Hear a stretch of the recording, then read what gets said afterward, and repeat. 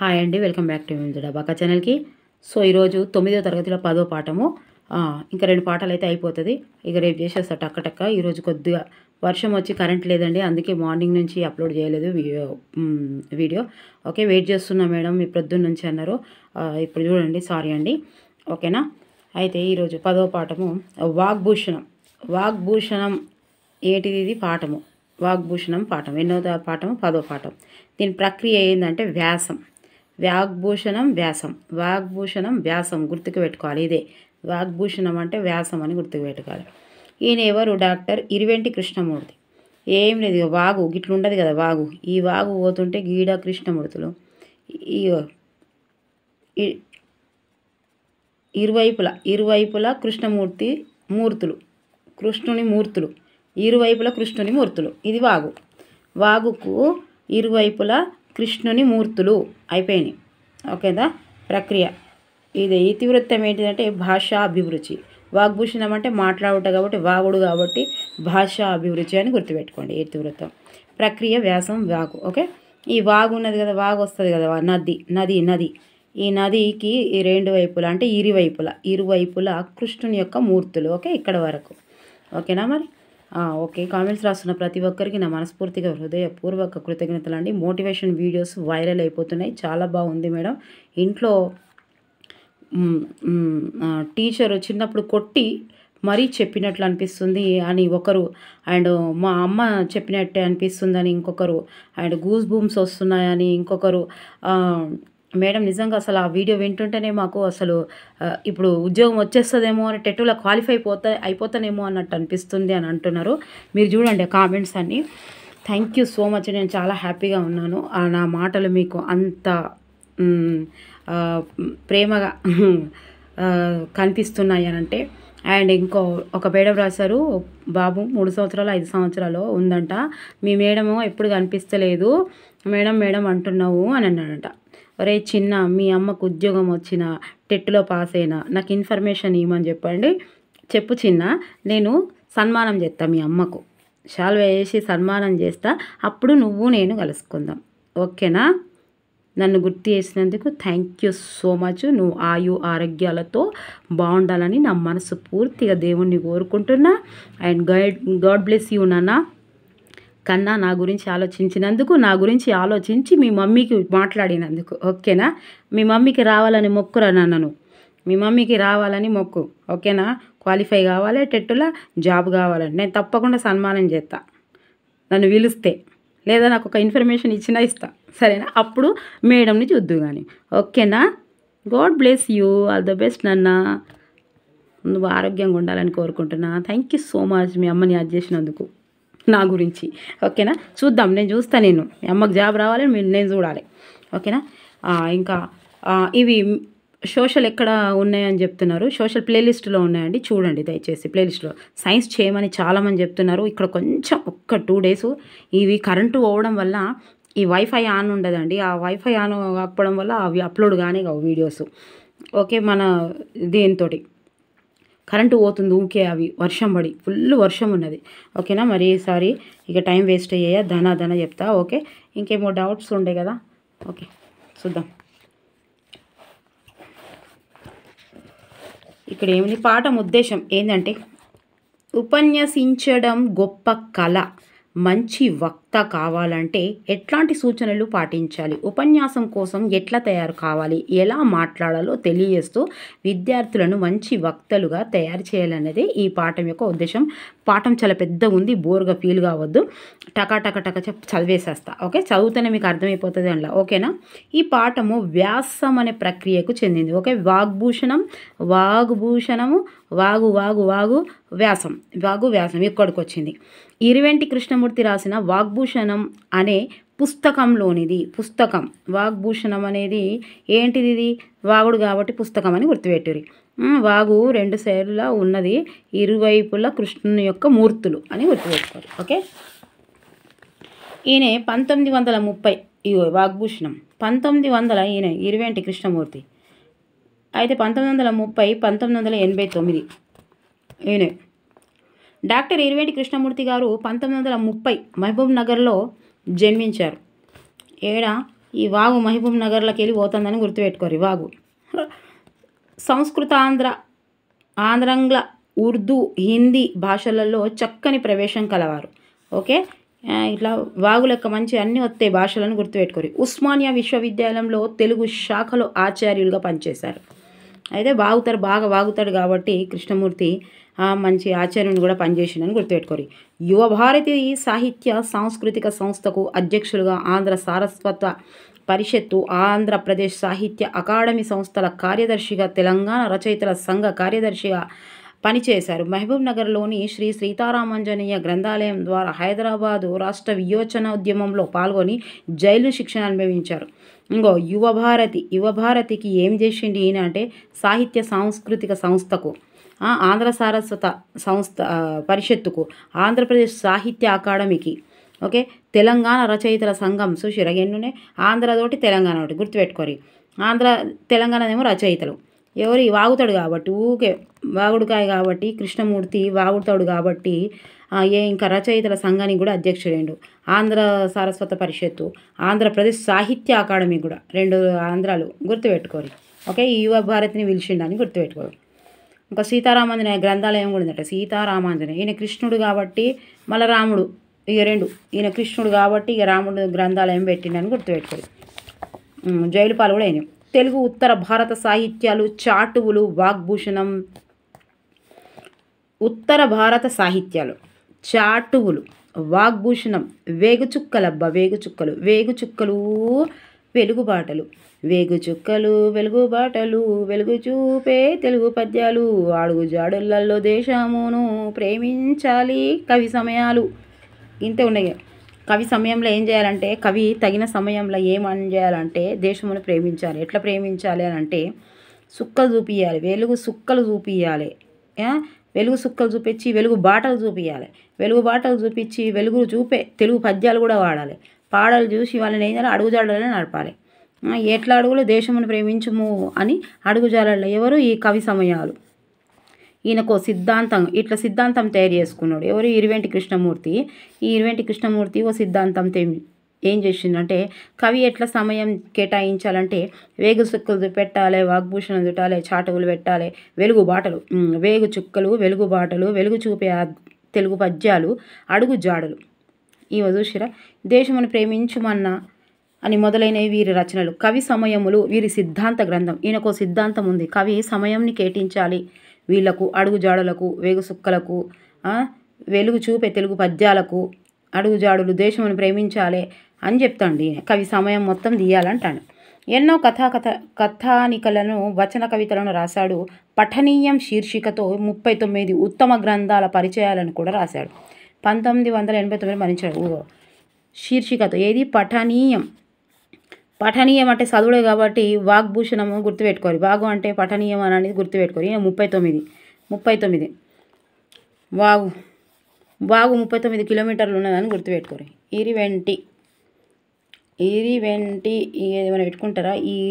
ఈ అంటే ఇట్లా 9 గిట్లు ఉంటుందని గుర్తుపెట్టుకోరు. ఇరివెంటి ఓకే 39 గిట్లనే. ఈ అంటే 3, రీ అంటే ఇక ఇదే 9 సేమ్ ఉన్నాయి కాబట్టి ఇట్లా ఏదో ఒకటి గుర్తుపెట్టుకోరు. ఓకే, నచ్చితే లేదంటే మీరేదో కదా చెప్పండి.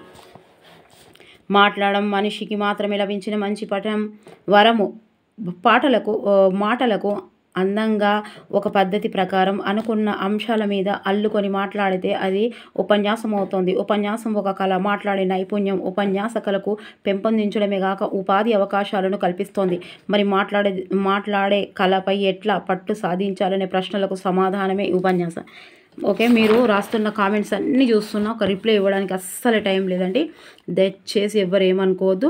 అక్కడెక్కడ ఏదైనా లేదు అని అంటేనే ఇస్తున్నాను. ఓకే, మీ ప్రతి ఒక్కరికి పేరున సూపర్ మేడం రాశారు. నా అందాల హరవీళ్ళల్లో ఊగుతుంది ఏంటిది నా మనసు. మీ కామెంట్స్ చెప్తే నాకు బూస్ట్ దొరుకుతుంది ఫ్రీగా. ఓకేనా, ఆ వైరల్ అయిపోయినాయి 2 కూడా. ఓకే, రెండు టెట్ గురించి వీడియోస్ చేసిన 2 కూడా టెట్ వైరల్ అయిపోయినాయి. చాలామంది అసలు బుక్స్ తీసుకొని చదువుతున్నారు. ఇప్పుడు ఫస్ట్ టైం అయితే ఈ వీడియో ఎవరు చూస్తారో వాళ్ళు తప్పకుండా సబ్స్క్రైబ్ చేయండి, లైక్ చేయండి, షేర్ చేయండి. ఎందుకంటే 1వ తరగతి నుంచి బుక్ చూపిస్తూ 10వ తరగతి వరకు ఇవి ఉన్నాయి యాప్లో. సరిపోతుందా ఒకరు అడిగారు. టెట్కి మీది సరిపోతుందంటే ఎస్, సోషల్ తెలుగు మాత్రం ఖచ్చితంగా సరిపోతుంది. సైకాలజీలో ఇంకొన్ని వీడియోస్ ఉన్నాయి, నేను మొత్తం చెప్తలేను. ఇది మాత్రం తెలుగు అండ్ సోషల్ ఖచ్చితంగా 1వ తరగతి నుంచి 10వ తరగతి వరకు బుక్తో సహా అన్నీ ఉన్నాయి. ఈ టెట్కి కాదు, డిఎస్సికి కూడా సరిపోతుంది. అంటే చదవాలి ఇంకా, కానీ ఈ టెక్స్ట్ బుక్ ఎక్కడైతే మీకు సిలబస్లో ఉందో అక్కడ వరకు ఇది సరిపోతుంది. టెట్కి అయితే మొత్తం సరిపోతుంది. ఓకేనా? మీరు చూడండి, బుక్ చూపించి చేస్తున్నాను కాబట్టి సోషల్ కూడా మొత్తం 3వ తరగతి నుంచి ఈవీఎస్ నుంచి 10th వరకు అక్కడ మిస్ కాకుండా పాయింట్ టు పాయింట్, మళ్ళీ ఒక్కొక్క క్వశ్చన్ ఒక్కొక్క వీడియోకి 60 నుంచి 100 మనం ప్రాక్టీస్ బిట్స్ ఉన్నాయి. ఓకేనా? ఇంకా సైకాలజీ ఉన్నాయి, షైన్ ఇండియా ఉన్నాయి, టెక్స్ట్. ఇప్పుడు షైన్ ఇండియా వీళ్ళు చూడడం తక్కువ ఉన్నది, ఎందుకంటే డిఎస్సి ముందు ఉంది కాబట్టి, ఇప్పుడు టెట్ ఉంది కాబట్టి. ఓకేనా? ఓకే, ఫస్ట్ టైం ఎవరైతే చూస్తారో వాళ్ళు తప్పకుండా సబ్స్క్రైబ్ చేయండి ప్లీజ్. ఒక్కరికైనా షేర్ చేయండి. ఫస్ట్ టైం చూస్తున్నా మేడం, మీది సబ్స్క్రైబ్ చేసేసిన అన్నారు. థ్యాంక్ యూ సో మచ్ అండి. అసలు ఎన్ని కామెంట్స్ అసలు అన్నీ చదివే రకంగానే వేశారు, అన్నీ చూపించే రకంగానే వేశారు, అన్నీ ఒకేయాలు వేసి చూపిస్తాను. నేను మస్తు హ్యాపీగా ఫీల్ అవుతున్నా. ఓకేనా? థ్యాంక్ యూ సో మచ్ అండి. ప్రొద్దు నుంచి వెయిట్ చేస్తున్నామన్నారు. ఓకే, లేట్ అయింది. వక్తృత్వం ఒక కళ, ఒక విద్య, శ్రద్ధతో సాధనతో తొందరగా చదువుదాం, పెద్ద ఉంది లెసన్. సాధనతో అలబడే కళల్లో ఇది ఒకటి. ప్రతి మనిషిలోని అంతర్లీనంగా ఒక శక్తి ఉంటుంది. అది ఉద్దీప్తం అయినప్పుడు అతడు వక్త అవుతాడు. అన్ని శక్తి సామర్థ్యాలకు కేంద్రం మనస్సు. ఎన్నో శక్తులు అందులో నిక్షిప్తమై నిద్రాణమై ఉంటాయి. వాటిని పరచడం వల్ల, మేల్కొల్పడం వల్ల అవి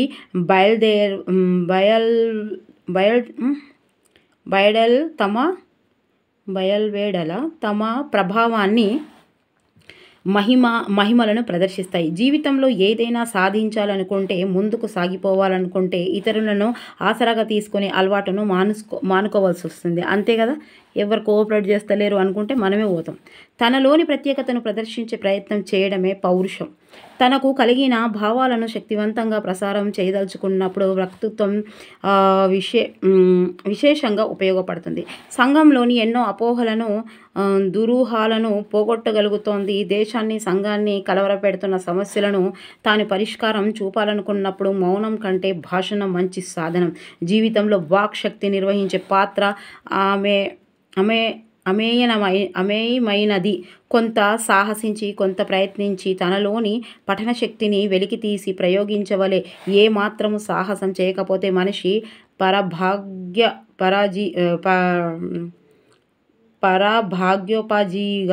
జీవిగా కనిపిస్తనే లేవు. ఇవి రాత్రికి ఒక్కటైతుంది. దుఃఖాన్ని అనుభవిస్తారు. సో దాస్యానికి తల ఒగ్గుతాడు. బహిరంగంగా తనకు ఎదురవుతున్న కష్టాలను, తనను వరిస్తున్న విజయాలను ఇతరులను సమంజసమైన పద్ధతిలో చెప్పడం వల్ల సమాజానికి ఎంతో మేలు చేకూరుతుంది. కనుక వక్తృత్వ శక్తి వైయక్తిక ప్రయోజనాలకే కాదు, సామాజిక ప్రయోజనాలకు కూడా తోడ్పడుతుంది. సో వాక్ శక్తి మనిషికి వరప్రసాదం. మనిషికి పశువుకి భేదం ప్రధానంగా వాక్కు వలనే కలుగుతోంది. ఇది తప్ప మనుషులకు, పశువులకు అన్ని లక్షణాలు ఒక్కటే. బుక్ చూసేటోళ్ళు తప్పకుండా ఇది చదవద్దు అనుకున్నా కానీ మీరు 1వ తరగతి నుండి చూడబడతారు బుక్కులు. మళ్ళీ ఇప్పుడు చదవకపోతే ఎట్లుంటుంది? అందరికి ఇష్టం లేకపోయినా కొందరికైనా బుక్ చూడాలని ఇష్టం ఉంటుంది కదా. ఆహారం కోసం నోటిని, శ్వాస కోసం ముక్కును సృష్టికర్త ఏర్పాటు చేసినాడు. అయితే మనిషి తన తెలివితేటల వల్ల భాషను సృష్టించుకున్నాడు. భాష సహజం కాదు, కృత్రిమం. అలవాటు మనిషి మారుతున్న కొద్దీ అది మారుతూ ఉంటుంది. ఓకే, ఇదేంటి చూసాను? భాష సహజం కాదు, కృత్రిమం. ఓకేనా? ఇగో పాయింట్ చూసిరా? అలవాటు మనిషి మారుతున్న కొద్దీ అది మారుతూ ఉంటుంది. ఓకే, ఆ భాషలో నైపుణ్యాన్ని సంపాదించుకోవడం మనిషి చేతుల్లో ఉంది. భాష ప్రయోగం ఎన్నో రకాలుగా ఉంటుంది. మాట్లాడగలగడం అందులో ఒకటి. మాట ఎంత క్లుప్తంగా, ఎంత అర్థవంతంగా, ఎంత అందంగా, ఎంత వినసొంపుగా ఉంటే అంత శక్తివంతం అవుతుంది. శక్తి బట్టి సాక్షాత్కారము. మాటకున్న శక్తి అనంతం అప్రతిహాతం అని జాతికి ఊపిరి పోస్తోంది. దేశాన్ని జాగరితం చేస్తోంది. ధర్మాభిరాతిని కలిగిస్తోంది. మండుతున్న ద్వేషాలన్నీ ఆర్పివేస్తుంది. మంచి వాక్కు కల్పతరువు. వ్యక్తిత్వ శక్తి ఆత్మశక్తికి మరో పేరు. ఒకే ఆ శక్తిని గుర్తించుకోవడంలోనే ఉంది మానవుని జీవిత సాఫల్యము. వివేకానంద స్వామి ఒక ప్రసంగంలో దైవం పైన విశ్వాసం లేని వాళ్ళతో తనకు ఆసక్తి లేదని, ఆత్మవిశ్వాసం లేని వాళ్ళకు చూస్తే తనకెంతో బాధ కలుగుతుందన్నారు. బిట్టు పడే పడే పడే ఏమన్నాడు వివేకానంద? ఓకే, నిజంగా ఆత్మవిశ్వాసమే ఉంటే దేనుడైనా పడి ఉంటాడు. తన మనశ్శక్తులను నమ్మి వాటిని మేల్కొల్పగలిగితేనే అతన్ని అదృష్టం వెతుక్కుంటూ వస్తోంది. మనిషి మనస్సు, వాక్కు, శరీరం ఏ విధంగా నడుచుకుంటాయో అదే విధంగా అతని అదృష్టం కూడా రూపుదిద్దుకుంటోంది. కనుక ప్రయత్నమే తపస్సు అన్నాడు. ప్రయత్నమే తపస్సు అని చెప్పింది ఎవరు? అందుకే పోతాడు లెసన్ పెద్ద ఉంది కాబట్టి. వక్తృత్వ కళలో ఎవరైనా మంచి నేర్పు సంపాదించుకోవచ్చు. గుణకులు, వ్యాపారులు, గణకులు, వ్యాపారులు, వైద్యులు, న్యాయవాదులు, కమిషన్ ఏజెంట్లు, హోటళ్ల వాళ్ళు, సాంఘిక కార్యకర్తలు, రైల్వే పనివారు, ప్రచురణకర్తలు, ఇంకా ఎన్నో వృత్తులలో ఉన్న వాళ్ళు ఈ కళను నేర్చుకోవచ్చు. తమ భవిష్యత్తును బంగారు బాటపై నడిపించుకోవచ్చు. అందరి ఈ కళను నేర్చుకునే అధికారం ఉన్నది. అందరి వాక్కులో అద్భుత శక్తి ఇమిడి ఉన్నది. ప్రతి వ్యక్తి నిరంతర ప్రయత్నం వల్ల ఈ కళలో కౌశల్యాన్ని సంపాదించుకోగలుగుతాడు. ఓకే, ఇక ఈ కళలను అలవర్చుకునే పద్ధతులను వివరించే ప్రయత్నం చేస్తాను. ఈ కళను నేర్చుకోవడానికి ఎంతవరకు చదువుకోవాలి అన్న ప్రశ్నకు సరైన సమాధానం చెప్పడం కష్టం. గొప్ప విద్వాంసులు కూడా ఏమి మాట్లాడలేని పరిస్థితిని మనం చూస్తున్నాం. కానీ కొద్దిపాటి అక్షర జ్ఞానం ఉన్నవారు స్పష్టంగా అందమైన భాషలో మాట్లాడడం మన అనుభవంలో ఉన్న సంగతే. నిరక్షరాస్యులైన గ్రామీణులు ఎందరో ఈ కళ ఆరితేరిన వాళ్ళుగా మనసు కల్పిస్తారు. శ్రోతలతో వాళ్ళు ఆకట్టుకుంటారు. వాళ్ళ మాటలను ఎంతో శ్రద్ధగా, ఉత్సాహంతో వింటున్న శ్రోతలను చూస్తుంటే మన ఆశ్చర్యానికి అంతుండదు కదా. అంతే కదా. అందుకే చదువుకు లైఫ్ వేరే, చదువు వేరే, మనిషి మనస్తత్వం వేరే, మాట్లాడే విధానం వేరే, బాడీ లాంగ్వేజ్ వేరే. అన్నీ యూనివర్సిటీతో బుక్కులతో దొరకవండి మనిషికి. ఓకే, వక్తృత్వ కళ ప్రయోగాత్మకమైనది. శ్రోతలకు నమ్మకం కలిగించడం దీని లక్ష్యం. విద్యార్థులు అన్ని కళల కంటే ఉన్నతమైన కళ పట్ల ఉదాసీనంగా ఉండడము దిగ్భ్రాంతిని కలిగిస్తోంది. చదువుతో నిమిత్తం లేకుండా వక్తృత్వ కళ అలవాటు పడుతుందనే మాట వాస్తవమే. అయినా విద్వత్తు లేని వక్తృత్వం ఎంతో కాలం అంతటా రాణించదు. సమున్నత ప్రమాణాలను అందుకోలేదు. విషయ గాంభీర్యాన్ని, సముద్ధత భావ ప్రసరణానికి ఉపయోగపడలేదు. మంచి వక్త కావడానికి విద్య విజ్ఞానాలు అవసరం. అంతగా లేకపోయినా కొంత మాత్రమైన విద్య ఉండడం అవసరం. కొంచెమైనా ఉండమంటాడు విద్యను. మరీ లేకపోతే నువ్వు మాట్లాడలేవు, సబ్జెక్ట్ ఉంటుంది అని చెప్తున్నాడు. చదువు లేకుంటే తన దృక్పథాన్ని తర్కబద్ధంగా వక్త ప్రకటించలేడు. చదివెంత వస్తే అంత యోగ్యత ఉంటుంది. చెప్పిన మాటల్లో గాంభీర్యం ఉంటుంది, సంస్కారం ఉంటుంది. కళలు, సాహిత్యం, ఇతిహాసం, దర్శన శాస్త్రాలు, రాజకీయ, సాంఘిక శాస్త్రాల పరిశోధన వాటికి ఇవన్నీ ఒక వక్త ఉపన్యాసాన్ని సజీవంగాను ప్రభావోపేతంగాను చేస్తాయి. మీకు అబ్బిన చదువు, మీకున్న కొద్దిపాటి అనుభవంతో మీరు ఈ కళను నేర్చుకోవచ్చు. ఎప్పుడైనా మనకు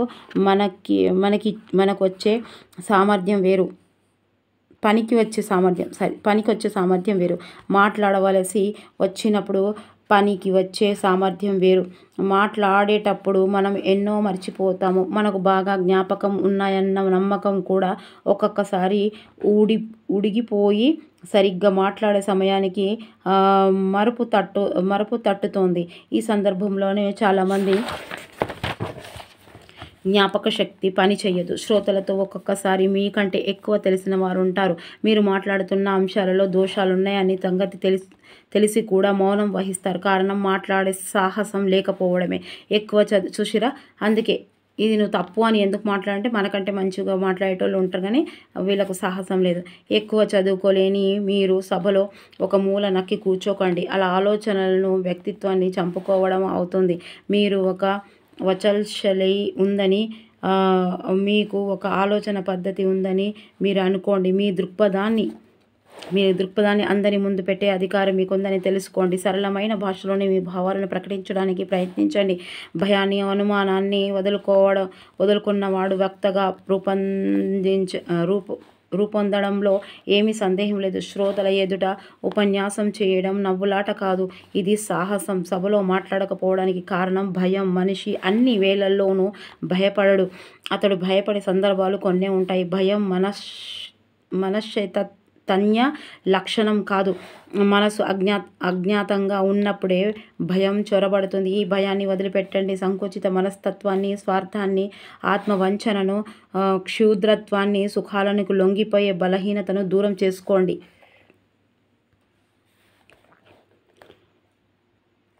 మనసు అజ్ఞాతగా ఉన్నప్పుడే భయం చొరబడుతుంది. ఈ భయాన్ని వదిలిపెట్టండి. సంకుచిత మనస్తత్వాన్ని, స్వార్థాన్ని, ఆత్మవంచనను, క్షుద్రత్వాన్ని, సుఖాలను లొంగిపోయే బలహీనతను దూరం చేసుకోండి. సభలో నిలిచి మీ మనసులో ఉన్న భావాన్ని జడుసుకోకుండా, బిడియపడకుండా ఆనండి. ధార ప్రవాహంగా అనండి. మీరేం మాట్లాడుతున్నారు, ఎలా మాట్లాడుతున్నారు అనే చింతనను వదిలిపెట్టి అన్నింటికంటే ముందు అవసరమైన భయాన్ని మనసులో నుంచి తీసివేయండి. నిర్భయుడు అజేయుడు కదా. భయాన్ని వదులుకుంటే చాలు, భాషల్లో స్పష్టత వస్తుంది. సో 4-5 సార్లు సభలో ప్రసంగించడానికి భయాన్ని వదిలి ప్రయత్నించండి.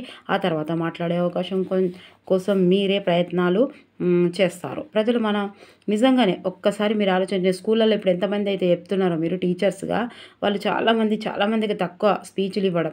మీరు ఒక్కసారి చిన్న స్పీచు బైహార్ట్ చేసి రాత్రంతా చేసి పొద్దుగా లేచి లేవడం, నవ్వుకొని ఏమన్నా కానీ పొద్దుగల ఏం కాదు. ఫస్ట్ ఒక్కసారి ఒక 2-3 సార్లు చెప్తే అదే అలవాటు అయిపోతుందండి. ప్రజలు మన ప్రవృత్తులను అర్థం చేసుకొని సహృదయాలతో చేసిన ఉపన్యాసం శ్రోతలకు రసానందాన్ని పంచిపెడుతోంది. సహృదయులైన వక్తలు సాహిత్య ప్రచారానికి ఎక్కువగా ఉపయోగపడతారు. శ్రోతల హృదయాలలో ఆర్ద్రతను, రసికతను కలిగిస్తారట. సహృదయుని ఉపన్యాసంలో ఆవేశం కట్టలు తెంచుకొని పారుతోంది. కొన్ని సందర్భాలలో ఉపన్యాసాల వల్ల ప్రజా హృదయాలలో ఆవేశం పొంగులెత్తుతోంది. అగ్నిపర్వతాలు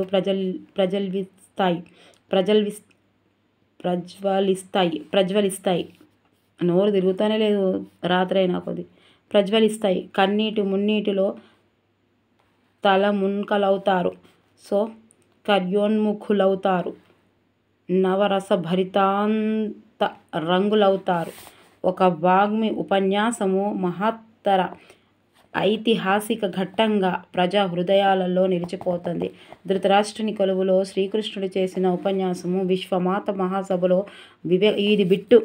ఇది బిట్టండి. అది చెప్తాను. ధృతరాష్ట్రుడు కొలువులో ఉపన్యాసం చేసింది ఎవరు? శ్రీకృష్ణుడి చేసిన ఉపన్యాసము. ఇక్కడ బిట్టు అందుకే రాసిన. ఇవన్నీ ప్రీవియస్ బిట్స్ డిఎస్సిలో. విశ్వమాత మహాసభలో వివేకానంద స్వామి చేసిన ఉపన్యాసం పెటిన్బర్గ్లో. ఎక్కడ చేశారు? బిట్టు. ఎవరు? వివేకానంద స్వామి చేసిన ఉపన్యాసం పెటిన్బర్గ్లో. ఉపన్యాసం అబ్రహం లింకన్ చేసిన ఉపన్యాసం మన స్వాతంత్రం సమరం ముమ్మరంగా జరుగుతున్న దినాలలో బిపిన్ చంద్రపాల్, మౌలానా ఆజాద్, సుభాష్ చంద్రబోస్, జవహర్ లాల్ నెహ్రూ వంటి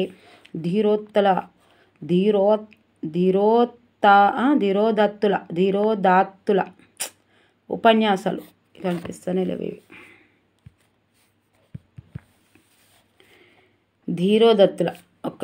ధీరోదత్తుల ఉపన్యాసాలు ఒక కోవకు చెందినవి.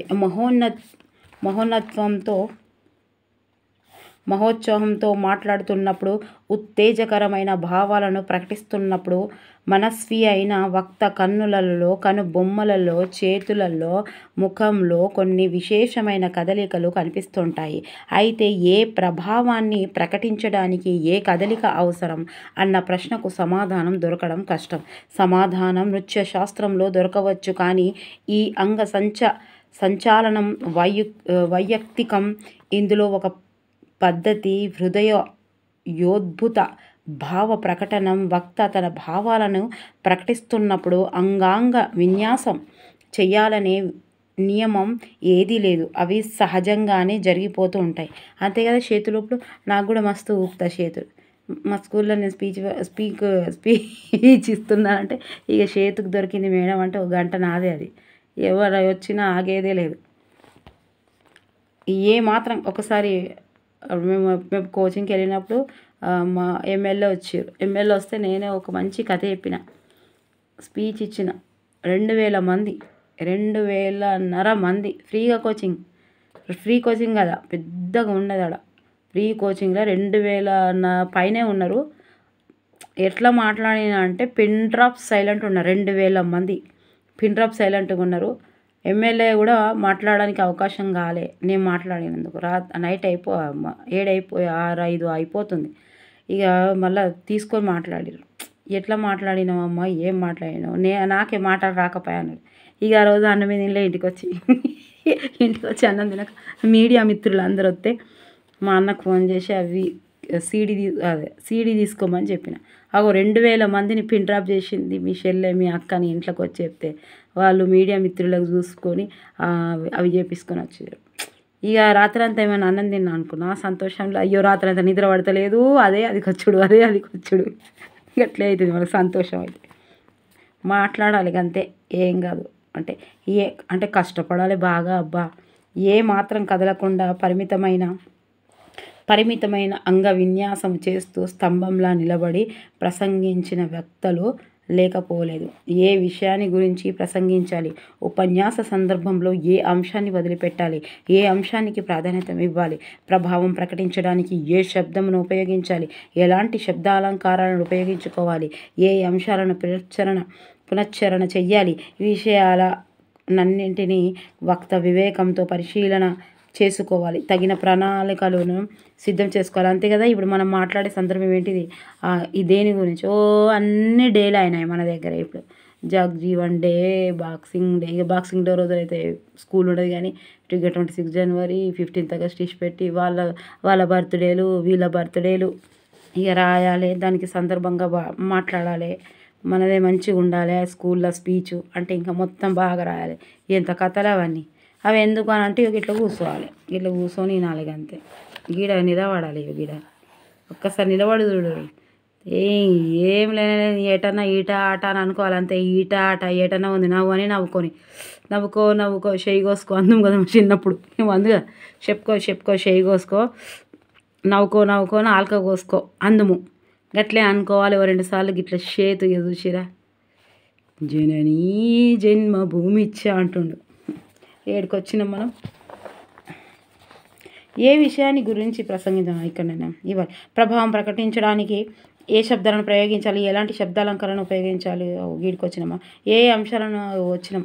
కన్నులకు కట్టినట్టు ఒక అంశాన్ని అభివర్ణించి చెప్పడంలో వక్త చాలా మెలకువలతో ప్రవర్తించవలసి ఉంటుంది. తన మనస్థితిని నిగ్రహించుకుంటూ శ్రోతల సంస్కారాన్ని దృష్టిలో ఉంచుకొని ప్రసంగించవలసి ఉంటుంది. మారిపోవాలి మనం మాట్లాడితే. ఒక గుడ్ మెసేజ్ పోవాలి. మన బాడీ లాంగ్వేజ్ కూడా చాలా ఎఫెక్ట్ ఇస్తుంది మన మాటలు. ఓకే, నువ్వు మాట్లాడే లాంగ్వేజ్ కాదు, నువ్వు వే ఆఫ్ టాకింగ్. మీరు మాట్లాడడానికి నిలిచి ఉన్నప్పుడు పిల్లల్ని మీరు మరచి వక్త వ్యాంశం మీదనే మనస్సుకు కేంద్రీకరించండి. నాకేం తెలిసిందంటే మా స్కూల్లో మా టీచర్సు, మా ఎండి వాళ్ళందరూ ఏం మాట్లాడుతుండే ఇంగ్లీష్లో మాట్లాడితే పోరగాళ్ళు ఇటో మొక్కలు అటో మొక్కలు గోక్కునుడు, పెయింట్లు తీసుకున్నాడు, నెత్తి గోక్కునుడు అడే గివ్వే చేద్దురు. ఎంతమంది మాట్లాడినా పాపం మంచి సబ్జెక్టుగా ఎంత బాగా మాట్లాడినా చేద్దురు. ఇక నాకు ఇక అట్లా అనిపిస్తుండే మరి ఇంకట్లా మాట్లాడదు. నేను గట్లా అస్సలే అనుకొని ఇట్లనే ప్రిపేర్ అవుతుండే. ఇక నేను ప్రిపేర్ కాకుండా మాట్లాడుతున్నాను. ఇక నేను ఏం చేద్దునంటే గట్ల కాదు. ఫస్ట్ స్టార్టింగ్ పోయి ఇంగ్లీష్ రాదనుకుంటారు కదా మళ్ళీ మేడం అని పోయి ఇంగ్లీష్లో స్టార్ట్ చేస్తున్నాను. అలా ఇంగ్లీష్లో స్టార్ట్ చేసి ఏం చేస్తాను, ఊపు అందుకుంది ఇక తెలుగులో. ఇట్లిందరు మేడం. ఎట్లింటారు మేడం అంటే ఏదైనా మనకు నచ్చినప్పుడు ఒక భాషను కానీ ఒక మెసేజ్ ఇవ్వాలనుకున్నప్పుడు ఏదైనా ఇవ్వాలనుకో మన మాతృభాషలో చెప్పాలనేది నాకు అప్పటి నుంచి అర్థమైంది. నువ్వు ఇంగ్లీష్లో చెప్పు, నువ్వు హిందీలో చెప్పు, నువ్వు ఎక్కడైనా చెప్పు. ఎక్కడైతే ఏ భాషలోనైతే నువ్వు ఇంట్లో వింటావో, ఏ భాషలోనైతే మీ అమ్మ నాన్నని చూస్తావో, ఏ భాషలోనో మీ పొరుగింటి వాళ్ళని చూస్తావో, ఏ భాషనైతే నువ్వు సమాజాన్ని చూస్తావో ఆ భాషలోనే ఆ మెసేజ్ ఇవ్వాలి. యూ నాట్ నాన్న వై ఆర్ యూ టాకింగ్ అంటే డోంట్ టాక్ నాన్న అంటే అస్సలు వింటారా? ఈయన వాడతలేదా రా. మనం స్కూళ్ళకి అంత వర్గాలుగా అదేమంటారు అంత ఘోరంగా ఏం మాట్లాడం, కానీ ఒక తిట్టాలనుకుంటే నో నాన్న ఇడియట్ అంటే అంత ఉండదు. మనిషివి కాదారా చెప్తే ఒకసారి అంటే అనుకో జర మనసుకు తాకుతుంది. తిట్లు కూడా ఇంగ్లీష్లో తిడితే మీ పని చేయి, ఓకేనా. అందుకే నేను మంచిగా ఫిల్టర్ పెడతాను మస్తు. నాకు అప్పుడు తెలిసింది, అంటే నేను చెప్పే ఉద్దేశం ఏంటంటే ఎంతమంది ఇంగ్లీష్లో ఎంత సబ్జెక్టు పరంగా మాట్లాడినా పిల్లలు అది తీసుకోవడానికి రిసీవ్ చేసుకోవడానికి సిద్ధంగా ఉండరు. నువ్వు ఎంతసేపు చెప్తే కూడా వేస్ట్ అయిపోతుంది. ఓకే, ఎన్నో ఇవి కూడా ఈరోజు ఇది పెద్ద ఉన్నతిగా ఏమో నేను చెప్తా ఇంకో వీడియోలో. ఓకే, కన్నులకు కట్టినట్టు ఒక అంశాన్ని అభివర్ణించి చెప్పడంతో వక్త చాలా మెలకువలతో ప్రవర్తించవలసి ఉంటుంది. తన మనస్థితిని నిగ్రహించుకుంటూ శ్రోతల సంస్కారాన్ని దృష్టిలో ఉంచుకొని ప్రసంగించవలసి ఉంటుంది. మీరు మాట్లాడడానికి నిలిచి ఉన్నప్పుడు మిమ్మల్ని మీరు మరిచి వక్త వ్యాంశము మీదనే మనసును కేంద్రీకరించండి. మీ వేషాన్ని, మీ స్థితిని మరిచి భావ ప్రకటనను పూనుకోండి. వక్త వ్యాంశము పట్ల తన్మయత్వము ఎంత గంభీరంగా ఉంటుందో శ్రోతలు అంత శ్రద్ధశక్తులతో వినే ప్రయత్నం చేస్తారు. అంతే, మస్తు ఉండాలి వాయిస్ కూడా. హై పీచ్లో ఒకసారి ఉండాలి, లో పీచ్లో ఒకసారి ఉండాలి, గిట్ల ఉండాలి. ఇట్లనే బల్ల గుద్ది చెప్తున్నట్టు అనగానే టకటకటకట సప్పట్లు. మళ్ళీ మన దగ్గర పాడగానే ఎప్పుడు సప్పట్లు కొట్టనే తెలియదు. రాజకీయవేత్తలకు అయితే తెలుస్తుంది కటకటకట ఏడ సప్పట్లు కొట్టనే. నేను ఈసారి 500 కోట్లతోటి ఇది చేద్దాం అనుకున్నాగానే టకటకటకటక కొడతారు. మనం మీద చెప్తే కూడా ఈ చాలామందికి ఏ సందర్భంలో కొట్టాలని చెప్పరు, ఇక ట్రర్ అని తీసుకుపోతేనే కొడతారు. మీరు చెప్తాను ఇప్పుడు స్కూల్లో చెప్పేటోళ్ళకి చెప్తానన్నా, మెల్లగా మాట్లాడి ఇట్లనే వేయాలి. 10 పాయింట్లు ఎట్లా తీసుకోరారు, మన పాఠశాలకు పేరు ఎట్లా తీసుకురావాలి మనం అని అందరు కష్టపడాలి. ఒక బండి మీద, ఒక బండి అంటేనే ఒక టీచరు, ముంగట కూర్చునేది నడుపుతాను టీచరు, వెనక కూసేది స్టూడెంట్. నువ్వు గిట్ల పడ్డా, నేను గిట్ల పడ్డా, ఎవరు గిట్ల పడ్డా బండి నడిపేటప్పుడు ఇద్దరు కరెక్ట్గా ఉండాలి, అయితేనే బండి మంచిగా నడుస్తుంది. టీచర్ ఒక్కడు మంచిగా ఉంటే బండి నడవది, స్టూడెంట్ ఒక్కడు మంచిగా ఉంటే కూడా బండి నడవదు. ఇద్దరు మంచిగా ఉంటేనే బండి నడుస్తుంది. ఏదో ఎగ్జాంపుల్ చిన్న అవే వస్తాయి మాట్లాడుతుంటే. చక్కని పరిచయం ఉండాలి. వాచ్య, లక్ష్య, వ్యంగ్యార్థాలతో పరిచయం ఉండాలి. పదం యొక్క అర్థం, వాచ్య అంటే ఏంది, ఒక పదం యొక్క అర్థం. లక్ష్య అంటే ఆ పదం యొక్క అర్థానికి వ్యాకరణం ద్వారా చెప్పుట. ఓకే, లక్ష్య అంటే ఏంటిదంటే పదం యొక్క అర్థము వ్యాకరణం ద్వారా చెప్పడం. పరిచయం ఉండాలి, అప్పుడే తన మనోభావాలను అతడు చక్కగా అభివ్యక్తం చేయగలడు. వ్యంగ్యార్థమే ధ్వని. ఇగో ఇదేంటిదని ఇవ్వచ్చబ్బా. వ్యంగ్యార్థమే ధ్వని అనే కావ్య సర్వస్వము వాచ్యార్థం వల్ల కలిగే ఆనందం కంటే వ్యంగ్యార్థం వల్ల కలిగే ఆనందమే విశిష్టమైనది. వ్యంగ్యార్థము ప్రతిపాదము లేని భావ సముదాయము చాలా సందర్భాలలో వక్తకు గౌరవం తెచ్చిపెట్టదు. తన భావాలను వ్యక్తం చేసే శబ్దజాలం ఉన్న వ్యక్తి తన ఉపన్యాసాన్ని తన ఇష్ట ప్రకారంగా చమత్కార స్ఫోరకంగా మలిచి అందిస్తాడు. కావ్యం వదిలే ఉపన్యాసం కూడా వ్యంగ్యార్థాన్ని ఆశ్రయించినప్పుడే ఉత్తమ ఉపన్యాసం అవుతుంది. ఓకే, పదం యొక్క అర్థం, ద్వంద్వ అర్థం, వేరొక అర్థం చెబితే వ్యంగ్యార్థం అవుతుంది. వక్తకు సమానార్థకాలతోనూ పర్యాయవాచకాలతోనూ చక్కని పరిచయం ఉండాలి. అప్పుడే అతను యథోచితంగా వాటిని ప్రయోగించుకోగలుగుతాడు. నిర్దిష్టమైన సుపరిష్కృతమైన వాక్యము బహుదా ప్రశంసా పాత్రమవుతుంది. సో ఏదైనా అంశాన్ని గురించి ప్రసంగం చేయాలనుకున్నప్పుడు మొట్టమొదలు ఆ విషయానికి సంబంధించిన సమాచారాన్ని, అధ్యయన సామాగ్రిని సాధ్యమైనంత ఎక్కువగా సమకూర్చుకోండి. పుస్తకాలు చదివి, పత్రికలు చూసి, అనుభవజ్ఞులతో సంప్రదించి ఆ వ్యక్త వ్యాంశాన్ని గురించిన పరిజ్ఞానాన్ని బాగా సంపాదించుకోండి. మీ దగ్గర ఎంత సామాగ్రి సమకూరుతోందో, మీకు ఎంత జ్ఞానం జీర్ణమవుతోందో అంత మీరు నిర్భయంగా నిస్సంకోచంగా ప్రసంగించడానికి వీలవుతోంది. లేకపోతే మాట్లాడేటప్పుడు తడబాటు తప్పదు, ఓటమి తప్పదు. తమలో ఒక న్యూనతా భావం వల్ల వాళ్ళ మనస్సులో మౌనంగా నక్కి కూర్చుంటుంది. నవ్వినా సరే నవ్వంది రానే రాదు. ఫస్ట్ ఎట్లా వస్తుందండి, రానే రాదు. నవ్వినా సరే రావాలి. అనుక్షణం అనుమానాల ఫస్ట్ బైహార్ట్ చేయాలి బట్టి, తర్వాత వస్తుంది అదే. లేకపోతే ఊకే అద్దంలో చూసుకొని చెప్పుకోవాలి గిట్లా నేను చెప్తాను. దాడికి గురి అవుతారు. అప్పుడప్పుడు తమ విషయాన్ని వదిలి ఊకే రిమైండ్ చేసుకోవాలి ఆ ముచ్చట్లు. వ్యర్థం. ఎట్లా రేపు దసరాకు అవి బట్టలు కొంటే రాత్రంతా నిద్ర పడతారు. రేపు పొద్దుగల గిట్లు వేసుకుంటా గట్లు వేసుకుంటా, ఈ చెవులల్లో ఆ చెవులలో, ఇది ప్యాంటు ఇది షర్టు, రాత్రంతా నిద్ర పడేది. కొత్త బట్టలు తెచ్చుకోండి. కొత్త బట్టలు తెచ్చుకున్న రోజు కాదు, రేపు వేసుకుంటాం మనం. రాత్రంతా గిట్ల తయారైతేనే గట్ల తయారైతాయి. చీర గిట్ల కట్టన్నా గట్ల కట్ట, గిది మేకప్ వేసుకుంటా. అట్లా ప్రిపేర్గా అంతే. నువ్వు ఎట్లా రెడీ అవుతావు? ఇట్లా వేసుకోనా అది వేసుకోనా, ఈ డ్రెస్ వేసుకోనా ఆ డ్రెస్ వేసుకోనా బాయ్స్. అట్లా నువ్వు ఒక్కసారికి 2 మార్లు నెమరు వేసుకోకపోతే నువ్వు రెడీ కావు. నేను ఐలైనర్ గిట్లా పెట్టుకుంటా, లిప్స్టిక్ గిట్లా పెట్టుకుంటా, జుట్టు ఇట్లా వేసుకుంటా, హీరో పోసుకుంటా, దయ్యాలు పట్టినా సరే హీరో పోసుకుంటా, ఈ చెవులలో గిది పెద్దగా వేసుకుంటా, లేకపోతే సింపుల్గా ఉంటా. ఇవన్నీ నువ్వు నెమరు వేసుకోకపోతే నువ్వు అట్లా రెడీ కానీ కావు. అందుకే ఇది కూడా నెమరు వేసుకుంటూనే ఉండాలి నువ్వు చెప్పుకునే మాటలు. అప్పుడప్పుడు తమ విషయాన్ని వదిలి వ్యర్థంగా ఇతర అంశాలను గురించి మాట్లాడుతూ ఉంటారు. అతని వాగ్ధార ఎక్కడైనా ఆగిపోవచ్చు. చెబుతూ ఎక్కడో ఆగిపోతారు. అనుమానం నీళ్లు నమిలేస్తోంది. అందుకోసం ప్రసంగించడానికి పూర్వమే సాధ్యమైనంత వరకు అధ్యయనం అవసరం. నలుగురిని కలుసుకోండి, వాళ్ళతో చర్చించండి, విజ్ఞానం పంచుకోండి, విజ్ఞాన భాండాగారాన్ని సంపాదించి భద్రపరచుకోండి. జ్ఞానంతో సమానమైన వైభవం కానీ సంపద కానీ లోకంలో ఏది లేదు.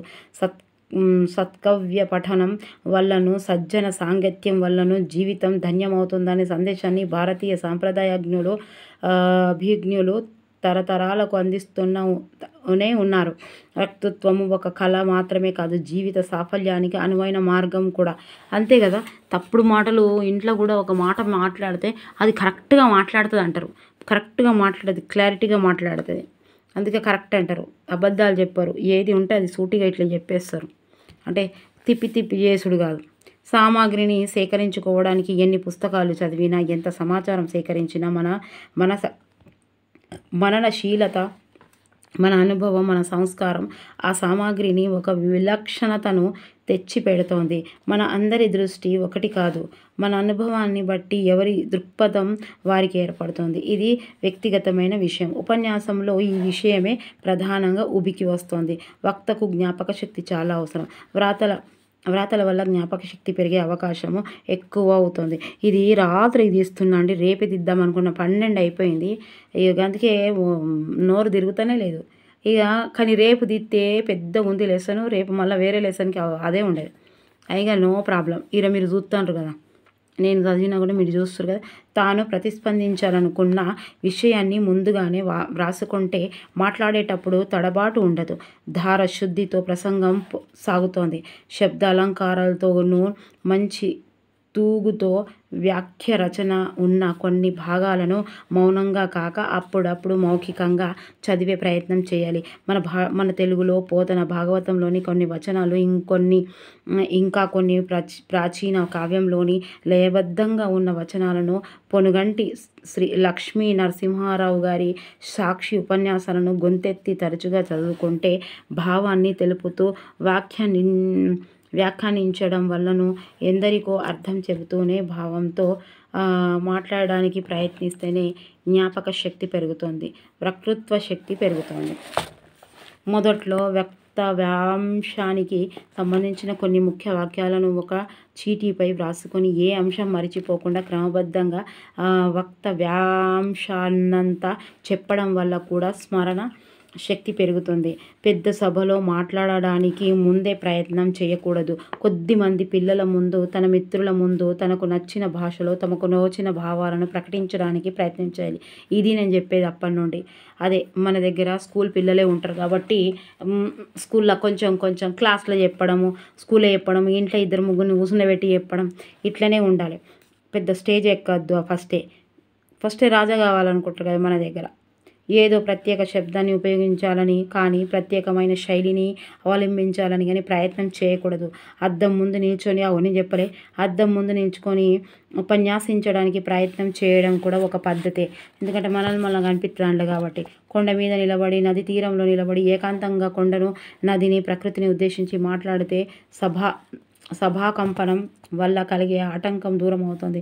సభలో నిలిచి మాట్లాడితేనే వ్యక్తిత్వం అనిపించుకుంటోంది.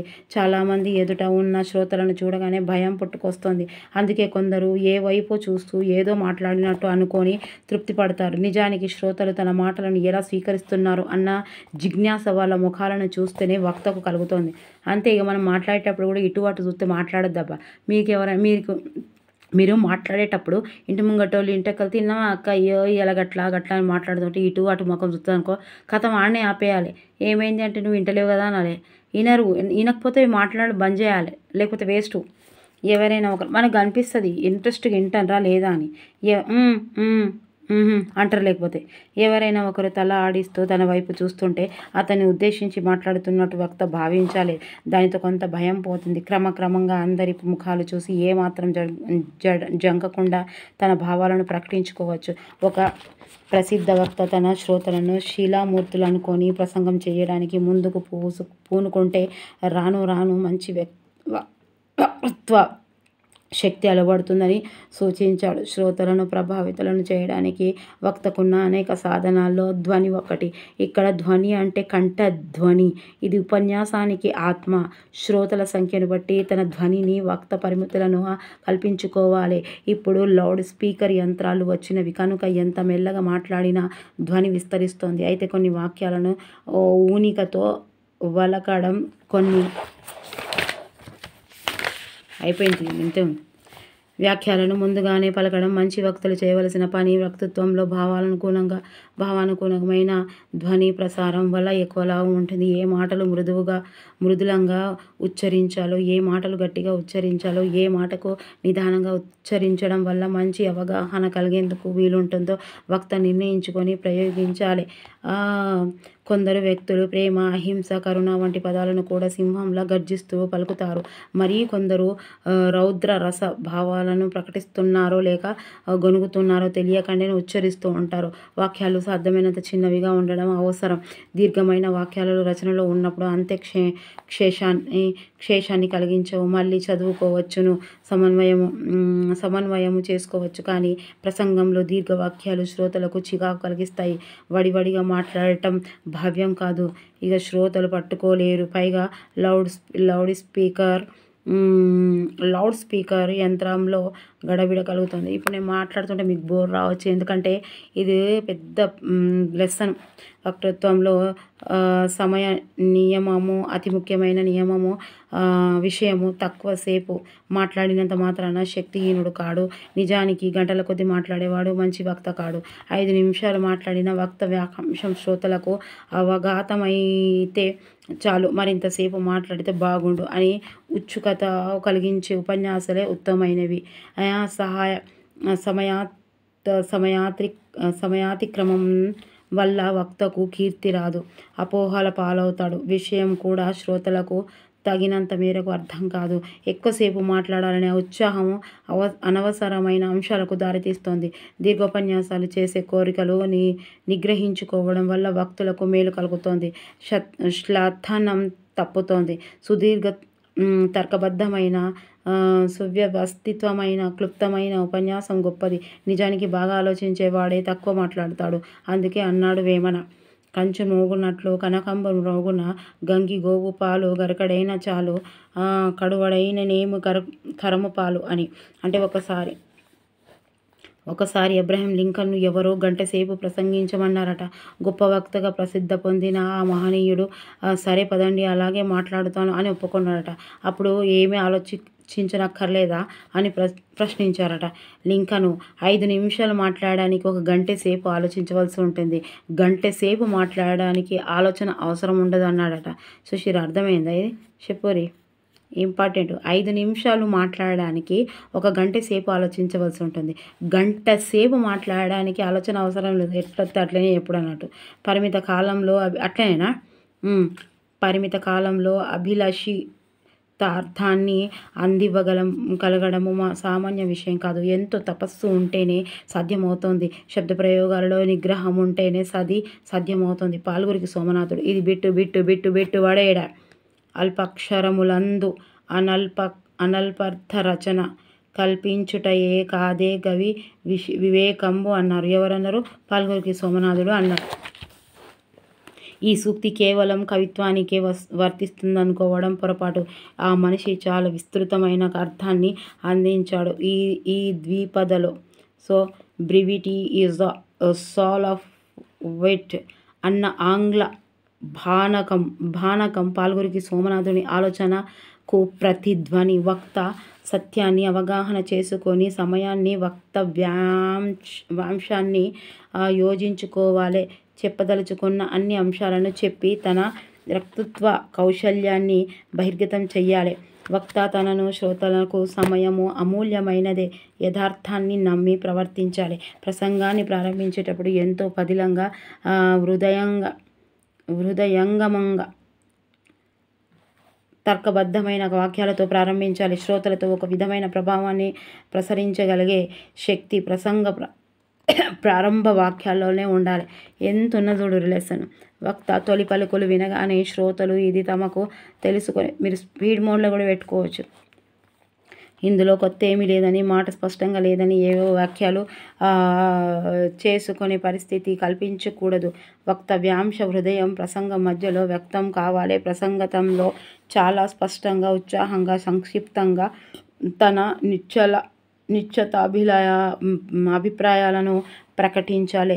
సందిగ్ధంగా, భయంగా, తొందరగా ప్రసంగం ముగిస్తే శ్రోతల్లో సదాభిప్రాయం ఏర్పడడానికి అవకాశం ఉండదు. వక్త వ్యాంశము స్పష్టంగా శ్రోతలను బోధపడు. పలువురు వక్తలు ప్రసంగాంతంలో తమ ఉపన్యాస సారాన్నంతా 4 వాక్యాలలో చెప్పి ముగిస్తారు. ఉపన్యాసము కల్పించిన మనస్థితికి ఈ పద్ధతి గట్టిపరుస్తోంది. ఓకే, మంచి వక్తలుగా తయారు కావడానికి ముందు మంచి వక్తలతో స్నేహం చేయాలి.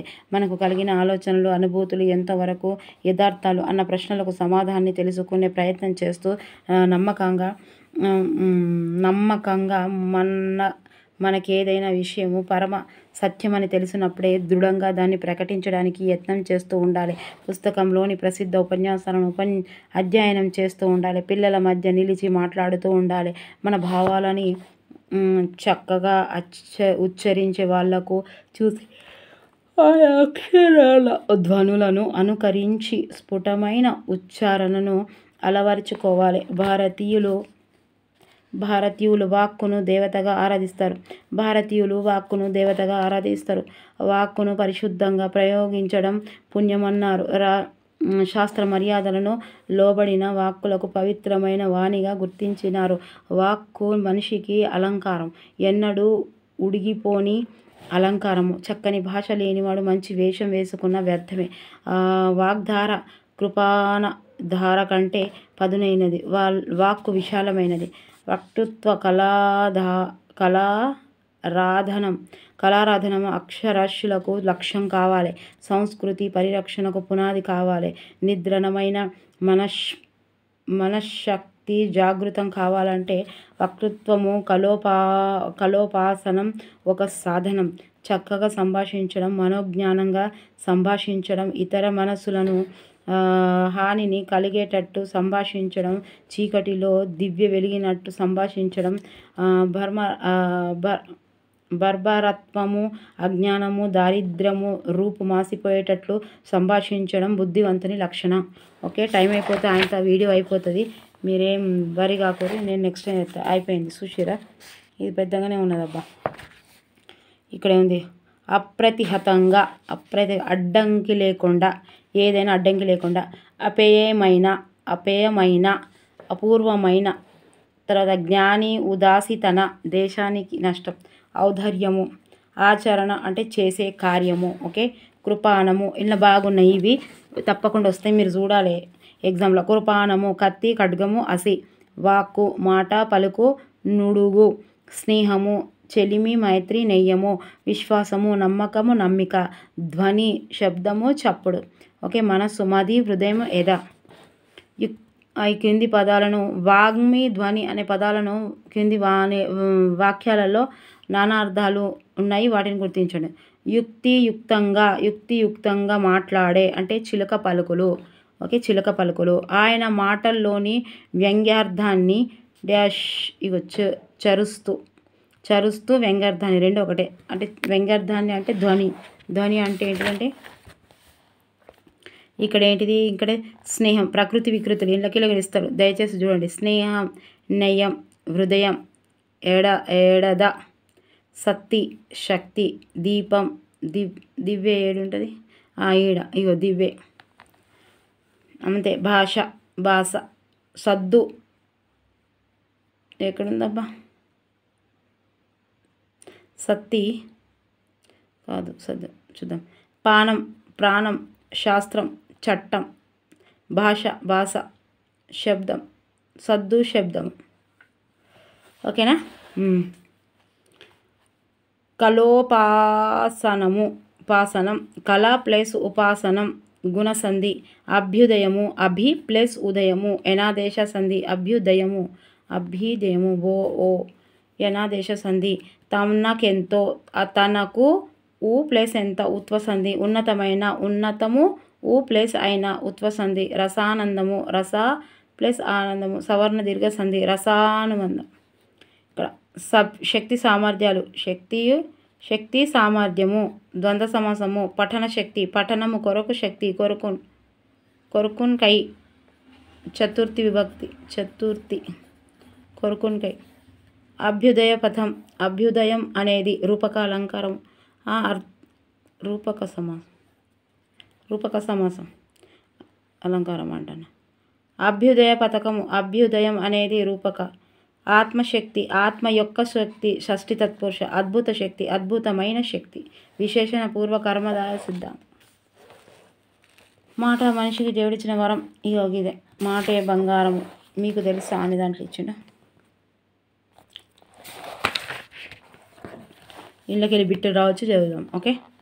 తెలుగు పద్యంలో ఎన్నో అందచందాలున్నాయి. కొందరు కవులు పద్యంలో విచిత్రమైన విన్యాసాలను చూపించారు. అర్థం పాట పక్కకు పెడితే శబ్దపరమైన చమత్కారం ఎంతో చూపించారు. వీటిలో కొన్నింటిని చూద్దాం. టమాటా, వికట కవి వంటి పదాలు ఎటువైపు నుండి చదివినా ఒకే విధంగా ఉంటాయని మనకు తెలుసు. అయితే ఆ పద్యాలలో ఒక్కొక్క పాదాన్ని ఎటువైపుకు చదివినా ఒకే రకంగా ఉండేటట్లు రాశారు. దీన్ని పాదభ్రకము అంటారు. పాదభ్రమకము, భ్రమకము. భ్రమరాంబకు చూసొద్దాము. ఓకే. భ్రమరాంబకం అటు నుంచి ఇటు నుండి చూస్తే భ్రమరాంబకం అని పేరు. ఈ పద్యము 3వ పాదం వరకు చూడండి. ఓకే. ధీరనానరాధి, ధీరనానరాధి, ధీర ధీర ధీర, మగధీర అనుకుంటారా. ధారకరత తరరత తారకరాధ,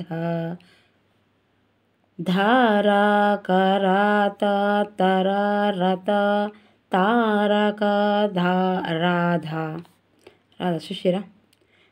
ధార సతత సరధ, ధార సతత రాధ, ధారిత ధరి ధావనబద భ్రమకం.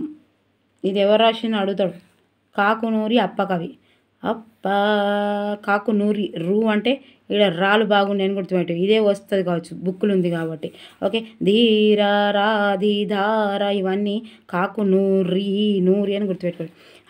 పద్యం చదువుతుంటే పెదవికి పెదవి తాకదు.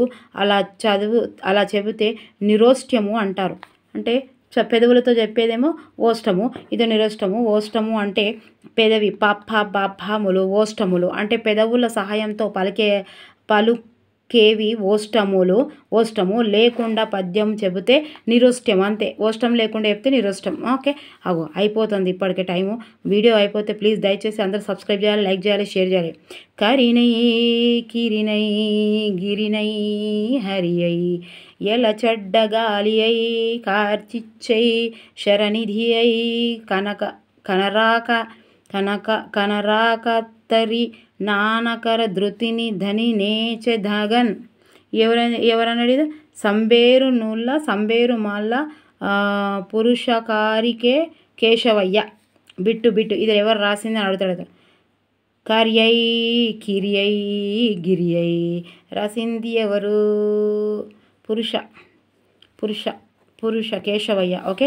తర్వాత అంకెల గారడితో పద్యము సాగిన సందర్భాలు ఉన్నాయి. ఈ పద్యం చూడండి, 1, 2, 10 వరకు వరుసగా అంకెలు వచ్చాయి.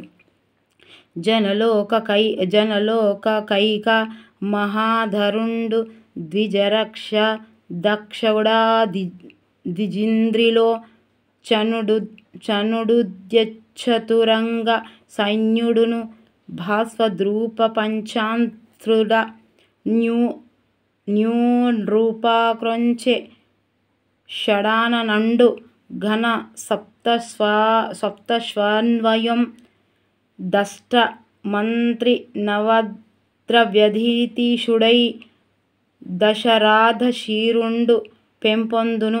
ఈ భాస్కర రామాయణం. ఇలా క్వశ్చన్ ఏది వస్తుందంటే దీంట్లో ప్రత్యేకత ఏంటి అంటే 1 నుండి 10 వరకు వరుసగా అంకెలు వస్తాయి. ఓకే. ఇదండి ప్రత్యేకం ఏంటి, ఎవరిలోనిది, ఎక్కడిలోనిది, భాస్కర రామాయణంలోనిది. డైరెక్ట్ బిట్ అడగొచ్చు. కేవలం 2 అక్షరాలతోనే పద్యాన్ని నడిపిన వారున్నారు. ఈ పద్యంలోనే నామ అక్షరాలే అగుతున్నాయి. నమః అంటే నమస్కారం అనే ధ్వనితో చెప్పబడిన పద్యం ఇది. ఓకే. 2 అక్షరాలతో కలిపి చెప్పబడిన పద్యం ఎవరు రాసిరని అడుగుతాడు. మనమున నను మానము నునను వినామ మను మననమును నేనుమున మాననన్ను మన్నన మను నానముని మా నానమాన ముక్కు తిమ్మన. ఇవన్నీ నాన్న ఉన్నది ముక్కు తిమ్మన, ముక్కుతోటి అనుకోండి. మనమున అని ముక్కుతోటి చెప్పినా కాబట్టి ముక్కు తిమ్మన. ఓకేనా. ఇగో 11 పాఠం వ్యాయాసం. ఇంత పెద్దగా ఏం లేదు. ఇది అయిపోయింది. సిరీస్ చూపించడానికి ఇది ఇక్కడ గంట పడుతుంది. అయిపోయింది. ఇక్కడ నేను రేపేమైనా ఉంటే చూపిస్తా. ఓకేనా. ఇట్లా టక్క చూపిస్తా. ఓకే, సరిపోతుంది. ఇక ఈ పాఠం డాక్టర్ కృష్ణమూర్తి రాసిన వాగ్భూషణంలోనిది. విద్యార్థులకు మంచి వక్తలుగా తయారు చేయాలనే ఉద్దేశం పాఠం ఇది. విశ్వాసానికి నడిచించేది 5 గంటి వేమాచార్యులు. ఇక చూద్దాం ఏమని కనిపిస్తుంది. ప్రతి మనిషిలోని అంతర్లీనంగా ఉండి శ్రద్ధతో సాధనతో అలవాడే కళల్లో ఒకటి వక్తృత్వము. మనిషి లోపాలని ప్రత్యేకతను ప్రదర్శించి ప్రయత్నం చేయడం అని అంటారు పౌరుషం. మనుషులకు పశువుల నుండి వేరు చేస్తున్న ప్రధానమైన విషయం వాక్కు. ఇరువెంటి వారి దృష్టిలో ఆత్మశక్తికి మరొక పేరు వక్తృత్వ శక్తి. ఆత్మవిశ్వాసం ఉంటే ధీను దాయిపడి ఉండడు అని ప్రసంగించిన వారు స్వామి వివేకానంద. వక్త ఉపన్యాసాన్ని సజీవంగా ప్రభోపేతంగా చేసేవి కళలు, సాహిత్యం, ఇతిహాసం, ధారణ శాస్త్రాలు, పరిశోధన పటిమ. మనసులో భయం ఎప్పుడు చొరబడుతుంది? మనసు అజ్ఞాతంలో ఉన్నప్పుడు మహత్తర ఐతిహాసిక ఘట్టము ప్రజాహృదయంలో నిలిచే ఉపన్యాసాలు. కౌరవ సభలో కృష్ణుని ఉపన్యాసము, విశ్వమాత సభలో వివేకానంద ఉపన్యాసము, పేటింగ్ బర్గ్లో అబ్రహం లింకన్ ఉపన్యాసం. ఓకేనా. వాచ్యార్థ వ్యంగ్యార్థాలతో విశిష్టమైనది వ్యంగ్యార్థము. ఉత్తమ ఉపన్యాసం అయ్యేది వ్యంగ్యార్థ ఆశ్రితమైనప్పుడు. జీవితాన్ని ధన్యం చేసే పని. భారతీయ సాంప్రదాయజ్ఞులు వీటిని చెబుతారు. ఏం చెప్తారు? సత్కవ్య పఠనం, సజ్జన సాంగత్యము. మంచి వైఖరి అలవడానికి ఏ గ్రంథాలు? బాహ్య పఠనోపయోగాలు. పోతన భాగవతంలోని కొన్ని గద్యాలు, సాక్షి వ్యాసాలు. ఉపన్యాసానికి ఆత్మ కంఠధ్వని. కంచు మ్రోగునట్లు కనకమ్మ మ్రోగున అని చెప్పింది కవీంద్రుడు ఎవరు? వేమన. 5 నిమిషముల మాట్లాడడానికి గంట ఆలోచించాలి, గంట మాట్లాడడానికి ఆలోచించాలనేది అబ్రహం లింకన్. అల్పాక్షరముల ఇది బిట్టు పడుతుంది. ఎందనల్పరమ రచన కల్పించుటయే గాదే కవి వివేకంబు శబ్ద ప్రయోగ నిగ్రహము అవసరమని సూచించిన కవి పాల్గురికి సోమనాథుడు. భారతీయుల అభిమతంలో పవిత్రవాణి అనే శాస్త్ర మర్యాదకు లోబడిన వాళ్లకు వాక్కు. మనసు మాట నడత అనే త్రికరణములు ఒకే విధంగా ఉండువాడు మహితుడు. ఓకే. దాని తర్వాత వ్యాసం. ఇక సిరీస్ చూపించకపోతే మనసు పట్టదు కదా, అని చూపిస్తున్నా. ఇలా గంట అయింది. ఇక వాడుకుంటా ఒకటే ఆవలింతలు వస్తున్నాయి, ఒకటే ఆవలింతలు. ఇక దీనికి బిట్టు పడుతుంది. ఏదైనా ఎటైనా చదివినా కోఆపరేట్ చేయరు మీరు కూడా. ఓకేనా. రేపు చెప్దామంటే మళ్ళీ 1 గంట మీళ్ళ దీనికే పోతుంది. ఓకే. అయినా మీ బుక్ చూస్తురని ఇవన్నీ చెప్పిన. Okay. Thank you for watching. Bye, take care. ఇప్పటికే మస్తు ముచ్చట్లయినాయి. Thank you for watching. Bye, take care.